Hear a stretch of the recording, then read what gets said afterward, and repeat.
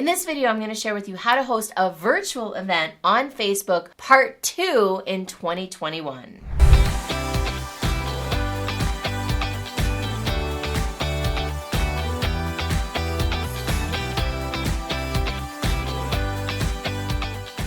I've got a lot to cover in this video. I'm going to start out with tools that you can use to host your live event on Facebook.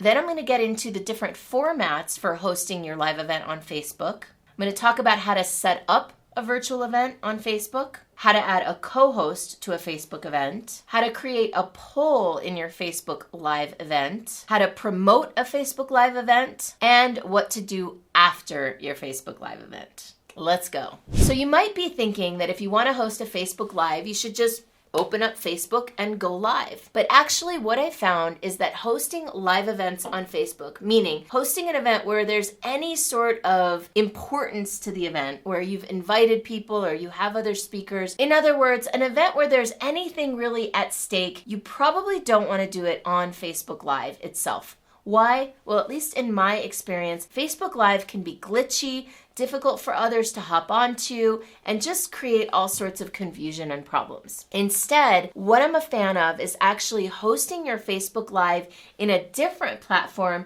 and streaming it into Facebook. Here's what you can do.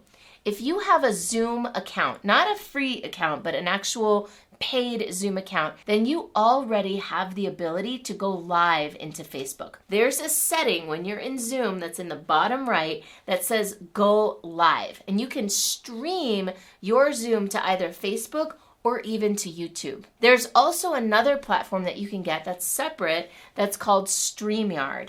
And StreamYard also lets you Zoom simultaneously into multiple social medias. And that is a very stable and easy to use platform. So I'm a big believer in using platforms that are designed for a specific purpose. And that's why I like Zoom and especially StreamYard. One of the things that I especially love about Zoom, by the way, is that you can create breakout rooms in Zoom, which is something you can't do on Facebook Live. And I believe you can't do it on StreamYard either. So that means that anybody that's on Zoom with you can hop into breakout rooms and do separate sessions. Now, here's the thing about that. When you do breakouts, though, only the main room is being streamed into YouTube or being streamed into other social media sites. So you'll just want to think about your format as you're deciding what kind of Facebook Live event you want to host. So you'll just want to think about your format as you're deciding what kind of platform you want to use to host your Facebook Live virtual event.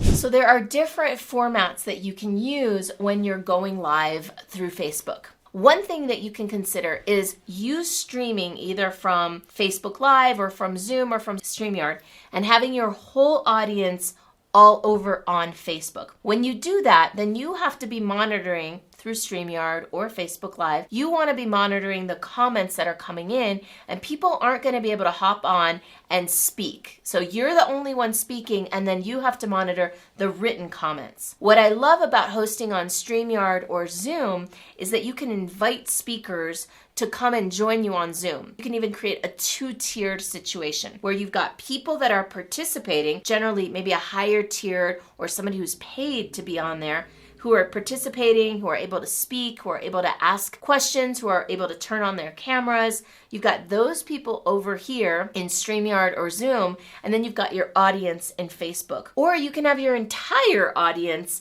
in StreamYard or Zoom, and then put the whole thing into Facebook just for anybody who comes along can watch it. And one place you'll want to stream into, or I recommend, streaming into a Facebook group or a Facebook page that you own. That way you keep the content a little bit protected.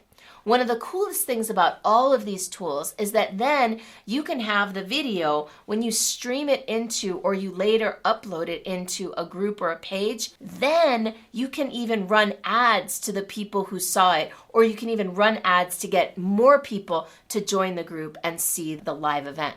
Now let's talk a little bit about how to set up a virtual live event on Facebook. I love setting up an event invite where you can push it out to everybody and give people the link to either join on Zoom or to just click and watch it right there on Facebook.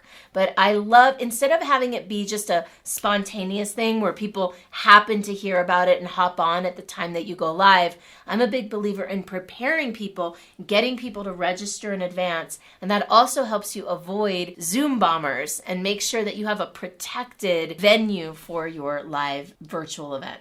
If you love the idea of doing virtual events, especially virtual Facebook events or retreats or seminars or whatever you want to do, then subscribe to my YouTube channel. I do all sorts of videos and I release videos every single day on these types of topics. Let's talk a little bit about how to add a co-host to a Facebook Live event. So like I said, Facebook itself can be glitchy, and I can't even tell you the number of times I've invited a co-host and that person wasn't able to get on in time for our start time. So like I said earlier, I'm a big fan of giving them your Zoom link or your StreamYard link, get the co-host on there to make double, triple sure that you're able to go live exactly when you need to.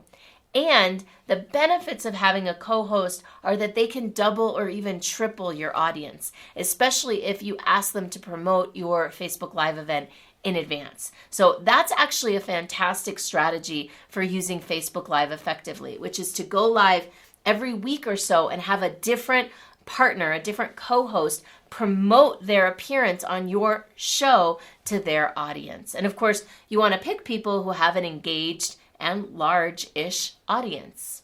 Another question I get a lot is, can you create a poll in a Facebook event? Yes, you can absolutely create polls in Facebook, and it's pretty easy to do that. There's a feature that pretty much everywhere you are, you can just click a button that says create a poll. Now, the problem with creating polls in Facebook, however, is that they're kind of limited in scope and functionality. I personally prefer a software that's used just for doing polls. And you can do live polls that are really, really cool. And you can, for example, let's say you're on Zoom and you use this polling service that I love called Mentimeter, Mentimeter.com. Mentimeter does live aggregation of data. So if you give people a link to go to Mentimeter, they can answer the question that you give them the link for, and then it creates a visual representation, a really beautiful, sometimes visual presentation of those answers. And you can share your screen so that people can see live in the moment how those answers are coming out. What are the results of the poll? Another great service is polleverywhere.com, very similar to Mentimeter. And both of these services are actually really affordable. They have very low cost options, they have one-time options, and they also have subscription services as well. Next, let's get into how to promote a Facebook Live event. Now, obviously, you can create a Facebook Live event, schedule it, send it out to everybody, get people to register, yes, they're coming, and chances are you'll get some people to show up, but most people won't. What I like to recommend instead is, if you're really going to use Facebook Live as a strategy, to create a show and start going live at a consistent time every single week or even every single day. And to do it inside a group that you're building community around. Finally, let's talk about what to do post-production. So what that looks like is maximizing and leveraging the work that you've already done to have a bigger audience and a bigger impact. So because everything that we do these days is recorded, now you have recordings of your Facebook Lives. You can take those recordings and repurpose them. You can download them and throw them into a content management system or a library for your clients. You can use them to run Facebook ads and grow your groups or your pages. You can use them as lead magnets to get new clients. So there are lots of different ways to use this material. What I would recommend considering is, since you've put in the time and energy and effort to learning how to do these things, getting the partners, promoting the events, don't just let it be a one and done, like now it's gone and you never see it again. Go back into your library periodically and pull out these sessions and promote them again and say, hey, here's a session I did a few months ago. It's about this topic. Check it out. And if you want to learn more, come and join our group. And this way you can use the stuff that you've already created to have a longer impact. Another thing you can do is you can transcribe these sessions and you can turn them into blog posts, email blasts, social media posts. You can repurpose them in all sorts of different ways, including uploading them into YouTube where they can live and be found forever. If you love running events, whether live or virtual, then you're in good company, because I do too. If you're looking to build or grow your live or virtual event business, then check out my Retreats to Riches roadmap. It's free and it'll teach you how to run online virtual retreats and turn them into long-term monthly recurring revenues. Enjoy.